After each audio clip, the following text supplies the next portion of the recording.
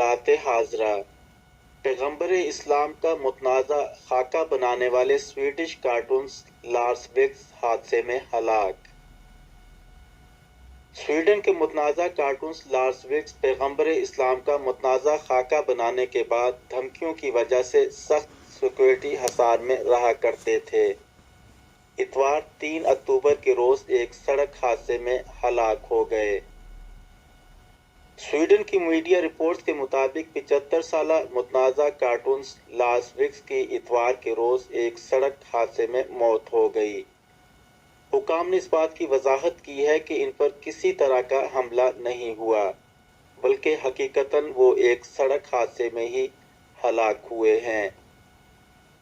لارس Vicks نے سن 2007 میں پیغمبر اسلام کا ایک توہین آمیز خاکہ بنایا تھا۔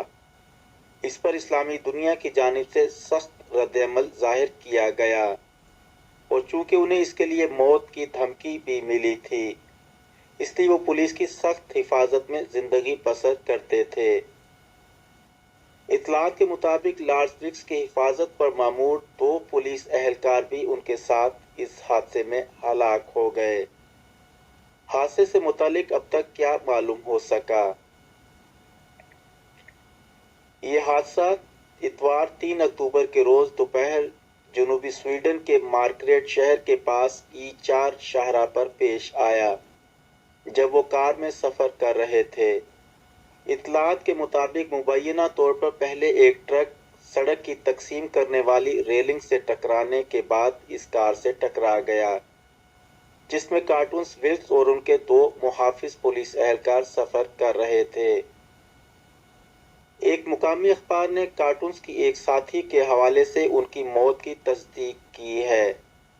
خبر رساں ادارے AFP کے مطابق حکام نے اس معاملے میں کسی حملے سے انکار کیا ہے، تاہم ابھی یہ واضح نہیں کہ اس سڑک حادثے کی وجوہات کیا ہو سکتی ہیں۔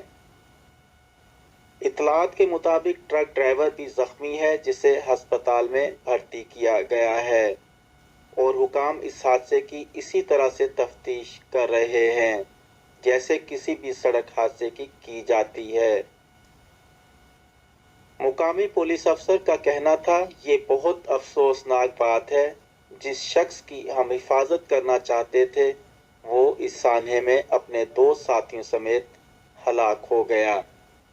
لارس وکس کون تھے؟ سویڈن کے 75 سالہ کارٹونس کو سن 2007 میں پیغمبر اسلام پر متنازع خاکہ بنانے سے پہلے دنیا میں شاید ہی کوئی جانتا تھا۔ البتہ انہوں نے حکام کی اجازت کے بغیر ہی جنوبی سویڈن میں ایک محفوظ قدرتی علاقے میں لکڑی کا ایک مجسمہ تیار کیا تھا۔ اس کی وجہ سے انہیں شہرت تو ملی، تاہم ان کے لیے ان کے خلاف ایک طویل قانونی جنگ بھی شروع ہو گئی۔ دنیا کے لوگوں نے ان کا نام اسی وقت سنا جب انہوں نے پیغمبر اسلام کے متنازع خاکہ بنایا تھا۔ اس کی وجہ سے ان کی زندگی بھی تبدیل ہو کر رہ گئی، اور انہیں مستقل سیکورٹی حصار میں رہنا ہوتا تھا۔ اسلام میں پیغمبر اسلام کی تصاویر یا ان کے خاکے بنانے کو حرام قرار دیا جاتا ہے۔ شدت پسند تنظیم القاعدہ نے ان کو ہلاک کرنے کے لیے انعام کا بھی اعلان کیا تھا۔ سن 2010 میں 2 افراد نے جنوبی سویڈن میں ان کے گھر کو آگ لگانے کی بھی کوشش کی۔ گزشتہ برس ہی امریکی ریاست پینسلوینیا میں ایک خاتون نے عدالت میں ان کو ہلاک کرنے کی ایک سازش میں ملوث ہونے کا بھی اعتراف کیا تھا۔ علی، فرینکفرٹ، جرمنی۔